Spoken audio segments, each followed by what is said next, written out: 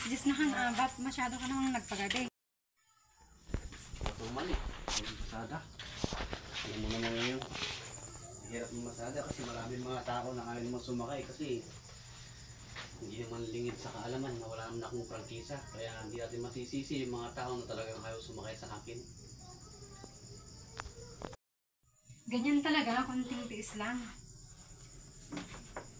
Ngaan, lapag man sa kalooban ko na mamasada kahit alam kong pinagbabawal pero anong gagawin ko? Kaysa naman magmukmuk ako dito sa bahay, magtatalo lang din naman tayo. Titiisin ko na lang. Palagi din naman ako nananalangin na sana magkaroon tayo ng sarili nating prangkisa para makapaghanap buhay ako ng maayos para sa ating mga anak. Tiis ka lang kasi konting panahon na lang, matatapos naman na yung mga anak mo. Tsaka isa pa, naniniwala naman ako na lahat ng hiling natin, pinagkakalob ng Diyos.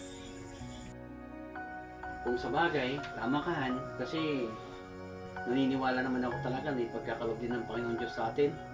Lahat ng hinihiling natin, maghintay lang tayo kung anong planong ibibigay niya sa atin.